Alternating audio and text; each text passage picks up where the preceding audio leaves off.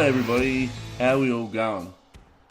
So, final video here on RxJS and the stream methods for manipulating streams that are currently in process. I've basically gone through a fair heap that are in RxJS. Now, I haven't gone through all of them, and there's some up there that you guys might want to use in your particular applications. That's up to you. The link's in the description. What I've done for the final one is just gone through the remainder of what I thought people would want to know about. And then basically I'm going to go through each of these. And once this is over, that is the end of observable streams. And the last thing I'll look at is how to write our own observables and our own subscriptions and so on and so forth. And then we'll move on. So let's get started. So the first one I want to look at here, and once again, I've got the same setup as I have in all the other observable videos. You know, the same setup as I've had in previous ones.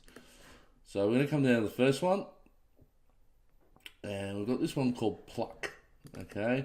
And what pluck can do for us is just say you have an array of objects.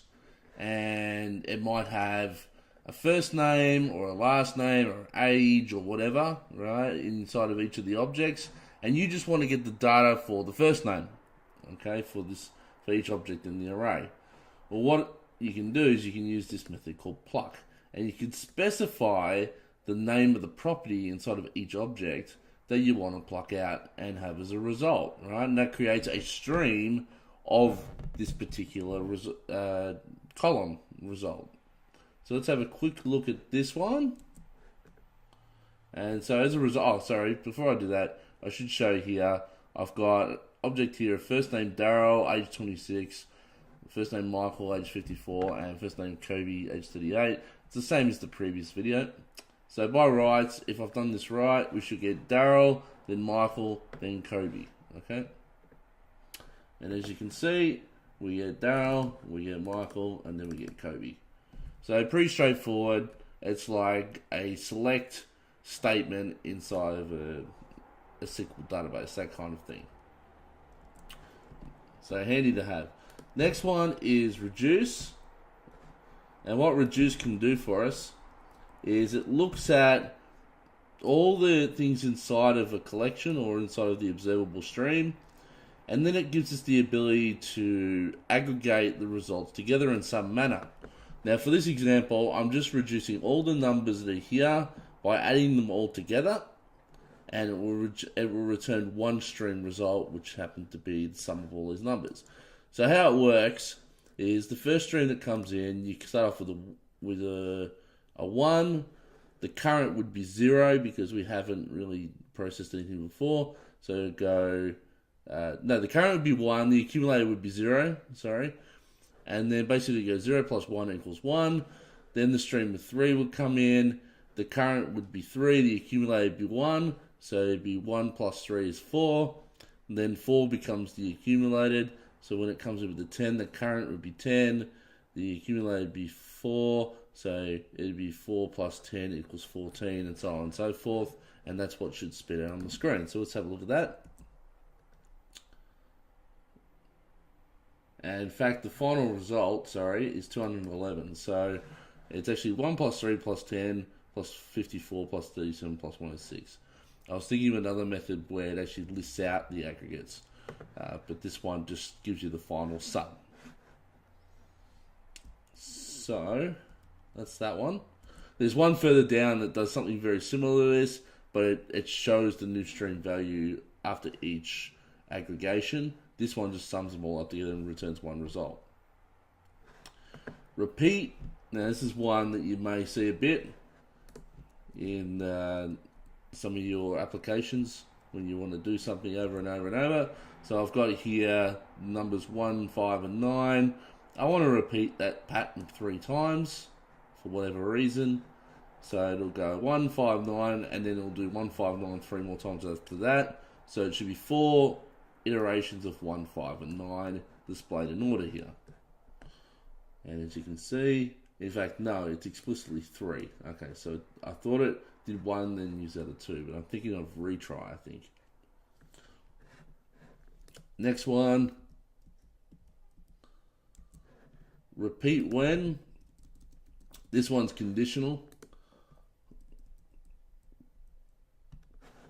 So what this one does is for each second, we're going to take three values, we're going to take the first 3 seconds, and then we're going to, after we've done the first 3 seconds, we're going to repeat the process, right? And we're just going to continue to repeat the process, okay? And for each time that we repeat the process, we're going to add the value. So it should come out 1, 2, 3 with a delay of 3 seconds, then another 1, 2, 3 with a delay of 3 seconds, and this will just continuously go on forever because we're repeating the process. So 1, 2, 3, 3 seconds it'll wait. 1, 2, 3, another 3 seconds. 1, 2, 3, and we'll wait one more time for another 3 seconds. 1, 2, 3, right? I think you guys understand the gist of that now. So that's repeat when. Now, normally you would always ensure that this actually does come to a complete finish, but I just wanted to show you how it repeats itself. Next one. Now, this is one that you guys might find very, very interesting, especially with HTTP. Now, for this example, I've just used an interval, but what I've done is inside of this interval, every 200 milliseconds, I pump in a new string value. So it will come in with 0, then 1, then 2, and so on and so forth. Then what I've done is I'm mapping the value, and I'm saying if the value is higher than 5, so for the first 6 values it'll be fine, but for value 6, it's going to go error, to which it should normally fall out, okay? However, I've got this retry down here. So this is going to say, when this fails, try 2 more times, right? And then finally error out, okay? So what's going to happen is it's going to come in, it's going to go 1, 2, 3, 4, 5. It's going to add it to the result. Then it's going to go 1, 2, 3, 4, 5. And then 1, 2, 3, 4, 5. And then finally it'll spit out error at the end because it's tried 2 times after it's failed, to which it failed on the 3rd time. And then as a result, it will spit out an error. Okay? Let's have a look at this. So there you go, 5, 5, 5, error. Okay? And that's how the retry logic works inside of observables. Well, at least that's one of them. That's the one with just the number of retries. Now, there may be times where you're thinking about authentication. And this is the next one is quite key for this.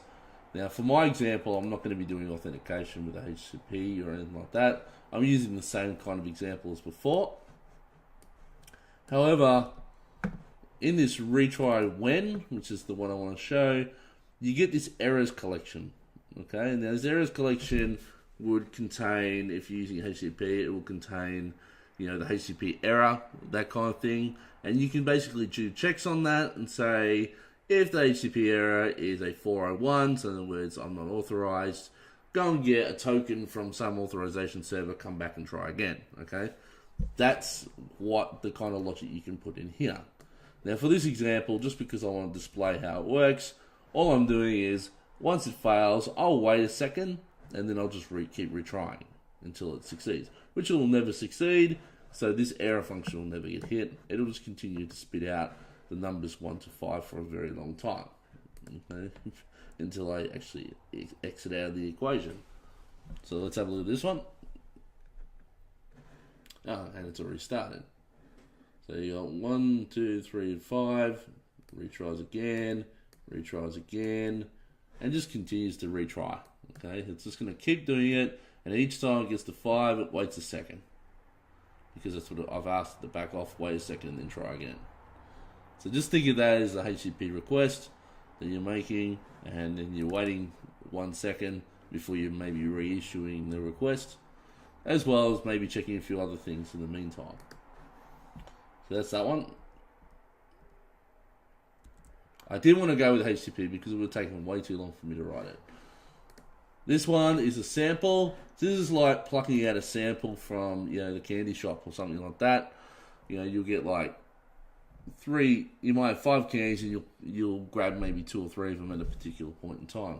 So for this one, I've just got a timer, and then when I click, right, I'm going to grab whatever's on the timer. So if it's on, you know, if it's 1, 2, 3, it'll come out with 1, 2, 3 here and show them. And then if I wait 5 seconds, it might be 5, 6, 7, 8, 9, so on and so forth. So let's have a look at this one. So I haven't clicked yet. So nothing happens. I click. I get 1. Now I wait a little bit. Then I get 5.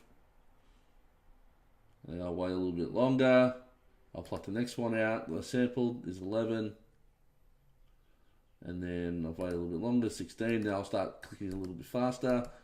And I start getting more regularly. And then I'll wait a bit. And that's essentially, you know, you're sampling whatever is in that stream at a particular time when you actually do the second stream event, which for me happens to be a click event. Every time I click against a timer, I'm getting a value, okay? So that's sample. Scan is an interesting one. This is the one I was talking about where it aggregates the results together, but it keeps them in the list. So the one above, which was reduces it down to 1 number. What this does is it literally adds 2 numbers together and then essentially keeps it in there. So the first one would be 0 plus 1, which is 1. Then it'll go 1 plus 2 equals 3. Then it'll go 2 plus 3 equals 5. Oh, sorry, no. It'd be 1 plus 2 equals 3. Then 3 plus 3 is 6. Then 6 plus 4 is 10. Then 10 plus 5 is 15. And then 15 plus 6 is 21. Alright, that's essentially what's going to happen here. Have a look at that. And there you go. 1, 3, 6, 10, 15, 21. So it keeps the list, but it aggregates results together. So that's more like if you want to do like a number pattern. So this we got, you had 2, then you had 3, then you had 4, then you had 5, and then you had 6, and so on and so forth. Based on the original pattern up here. Okay, so that's that one. Sequence equal, this is a pretty straightforward one. Basically, if you have 2 sequences and what's inside of each one is exactly the same in every position of the stream. So for 1, 2, 3, 4, 5, 6, I've also got 1, 2, 3, 4, 5, 6. So these are basically equal, though not reference-wise equal. These are actually 2 different observables in memory, but they have equal stream values in there. So this should return true. Because I'm saying, is the contents of stream 1 the same as the contents of stream 2? Yes, it is. So we come over and we should get the value of true. If I come in and I change the first value here and I add a 7, I come back over, it should be false. Straightforward, easy, that one. So that's that one. A few more to go, guys. Single, there's 2 options for single. The first one is I'm grabbing only one item only, right? So if your observable has more than one stream item, this will actually fail. But in this case, it doesn't, so it succeeds, and it should print out 1. So come over. And there it is. There's the 1 without a predicate. Now, I could demonstrate the error here, but I might demonstrate it in the second example, because the second example will have an error handler as well. So coming down to the second example, this one's with a predicate, so you can pass in, you can have more than one value, right? However, whatever's in the predicate must return 1 result. Okay, so this is kind of like if you've done C# or something like that, and you call single and you pass in what's referred to as a lambda function, and it returns more than 1 value, it will fail. Okay. The funny thing about single, and I might demonstrate this in a second, if it returns 0, it'll just return undefined overall. It won't crash. Where in other languages, if it doesn't explicitly return 1, it's going to crash, whether it's 0 or 2 or anything higher than that. But for single in RxJS, you can have 0 options, and that will return undefined. But if you have more than one, it's going to crash.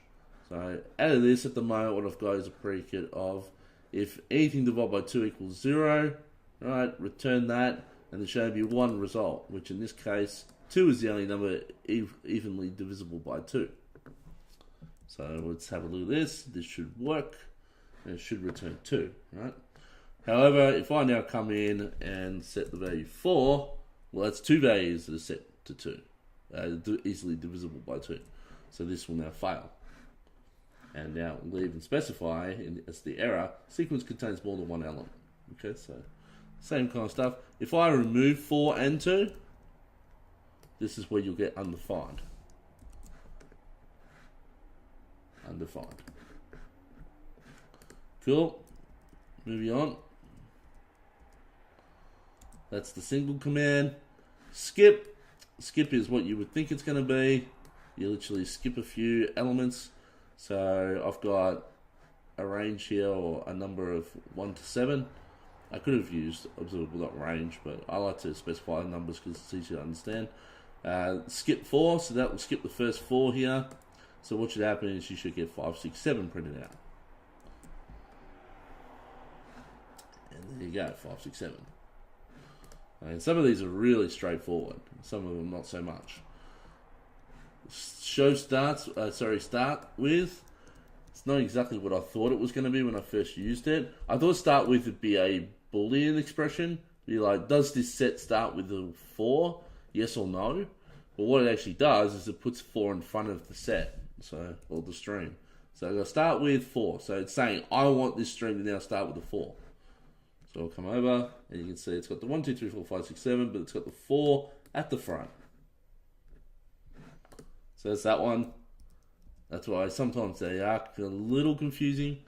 Take, well, you've seen take probably many times now, but I have got an example of it. Take essentially takes only a certain number of values from a stream.